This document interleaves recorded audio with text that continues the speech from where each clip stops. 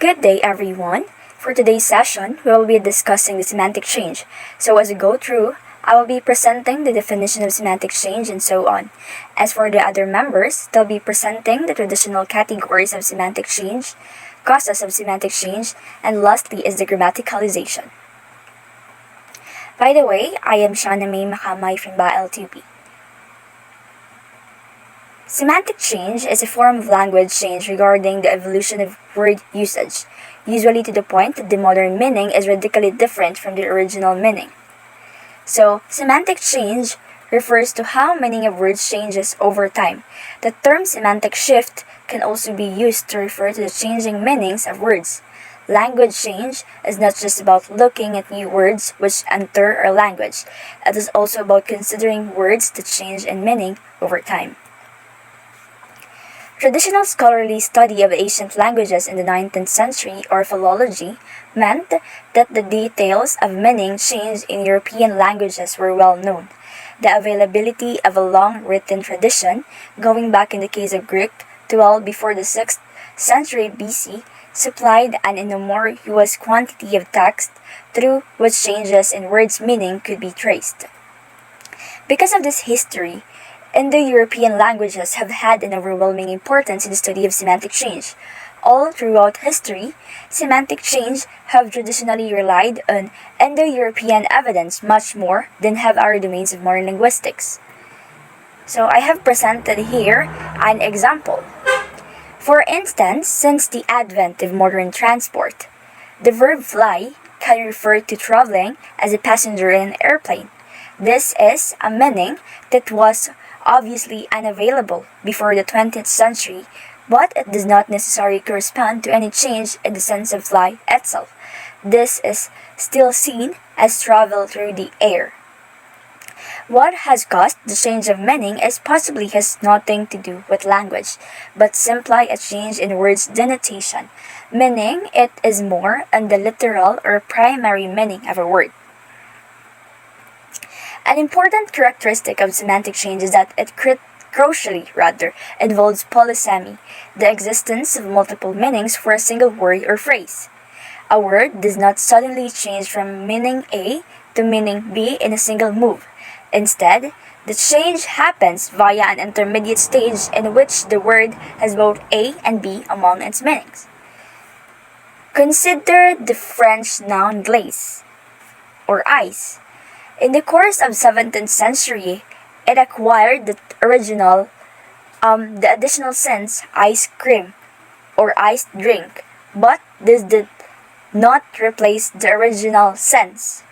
Instead, glaze had simply acquired an extra polysemous sense in addition to its original one. So, semantic change always proceeds via an intermediate polysemous stage. And for my part, thank you.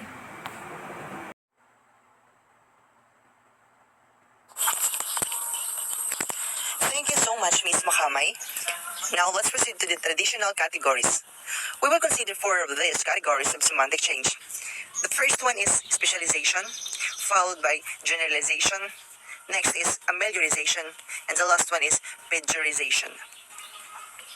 These categories were not part of an effort to explain why meaning change happens, but were meant to contribute to a typology of semantic change, a precondition of any further explanatory progress. One common type of change is specialization, in which a word narrows its range of reference. So, specialization, or narrowing, is a process by which a word's meaning becomes less generalized, in other words, more specific over time. This means that the new meaning derives directly from the original meaning. Narrowing can also be referred to as semantic restriction. So I have here examples. English liquor used to refer to a liquid of any kind. The reference to alcohol is a subsequent specialization. Another, English pavement originally referred to any paved surface but is specialized to simply cover the footpath on the edge of a street, or the cold sidewalk in American English. I have here another example also. Girl is originally referred to a child of either gender. The meaning narrowed to refer to a female child. Next is the opposite tendency is generalization. in which a word's meaning changes to encompass a wider class of reference. Generalization or broadening is the process in which the meaning of a word becomes more generalized over time and can be used in more contexts than it could originally.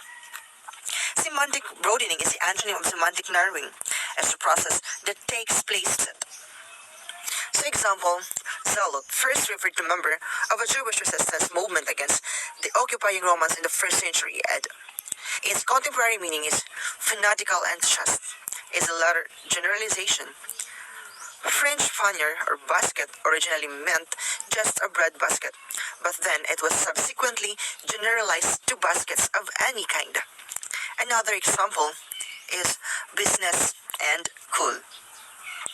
The word business originally was only used to refer to being busy.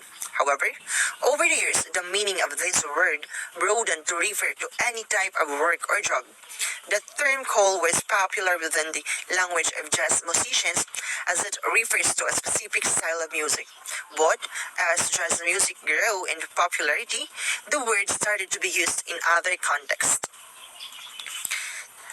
Let's move on to pejorization. A word takes on a derogatory meaning which can be used to refer to people negatively or insultingly, a process where a word that once had a positive meaning acquired a negative one. So it is sometimes referred to as semantic deterioration. This type of semantic change usually occurs due to extralinguistic causes. So example is the attitude, originally used to refer to someone's pose or posture. He has a bad attitude can become shortened to he has an attitude. So the word attitude was originally used to refer to someone's pose or posture. Meaning of the word changed, referring to someone's way of thinking instead. From this, the term began to be used colloquially, which led it to be associated with acting rude or kind. A phrase such as he has a bad attitude can become shortened to he has an attitude, showing that the word has gained a negative meaning. So let's go to amelioration. When a word acquires a more positive meaning over time. So amelioration is the opposite process of pejorization. Typically, this process occurs due to different extralinguistic reasons, such as cultural and worldview changes occurring. The word nice is the most well-known example of amelioration. Nice in 13s, foolish or silly. Nice in 18s, kind and thoughtful. Think of the word nice as an example of amelioration. The original meaning of the word was negative. It was a way to describe a person's actions are foolish, simple, or ignorant. The word has been ameliorated over time, and nowadays we use nice in a positive sense, meaning someone or something that is good and pleasant. Now we will discuss the causes of semantic change.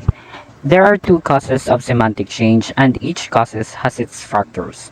We have presented here the extralinguistic causes and linguistic causes. Next slide, please. In semantic change, extralinguistic causes has something to do with the social or historical causes of semantic change. If we break the term extralinguistic down, we can see that it refers to factors that are extra, so it exists outside the language itself. Linguist Andreas Blank breaks down these factor into three main subcategories. First is the psychological factors, which affect how people view a word and its meaning. If a word's original meaning is unclear, it is given new meaning. The meaning of a word may also become taboo or is used as a euphemism. For example, the term pass away can be used to describe someone dying. Second is the sociocultural factors. Changes in the social, economical, or political status of a country can have a significant impact on semantics. An example of this is how the meaning of words changed following the Industrial Revolution. For example, the meaning of the word engine changed from describing general devices used in a word to describing a specific mechanical device. This means that the word went to semantic change, more specifically narrowing. Third is the cultural or encyclopedic factors, which refer to the cultural reasons why a word's meaning may change. This can be because of cultural changes that led to a change in how the word is categorized, causing a semantic change. For example, the word cool was originally used in the context of jazz music, but as the popularity of jazz increased, the word became associated with anything trendy. And now let's talk about linguistic causes. Linguistic causes of semantic change are factors that occur within the system of the language spoken. Natural language changes tend to take longer than extra linguistic causes. We see this throughout history. For example, Old English took centuries to develop into Middle English. As for further explanation, we have presented here the three subcategories of linguistic causes, which are metonymy, metaphors, and ellipsis. First is metonymy, which occurs when the name of an object is substituted for an attribute or adjective. For example, sometimes when discussing horse racing, the tracks are referred to as a turf. Second one is metaphors that may also affect what certain words are associated with. The meaning of words may be extended to show a connection between two similar things. The third one and the last one is ellipsis, which occurs when two words are consistently used together in a sentence until they acquire the same meaning. For example, the verb to starve originally meant to die. However, it was frequently used in sentences about hunger. This led to the word's meaning to die of hunger. That's all for my part. Thank you. One particular context for semantic change is grammaticalization, the process of semantic bleaching and the category change by which grammatical forms develop in a language. Grammaticalization can be defined as the process by which open-class content words, noun, verb, adjective, turn into closed-class function forms like adpositions, conjunctions, pronouns, particles, and demonstratives, as well as case and tense markers, by losing elements of their meaning and by a restriction in their possible grammatical context. In grammaticalization, we have here the content words and the functional words wherein it is in the process of language change, whereby a content word or a cluster of content words becomes a function words. This process takes place when a content word is used so frequently that it starts losing its core meaning over time. For example, will as a noun means a motivation to do something, while as an auxiliary, it conveys the futurity of an action. In this case, we can say that the word will is in the process of grammaticalization. That's all and thank you.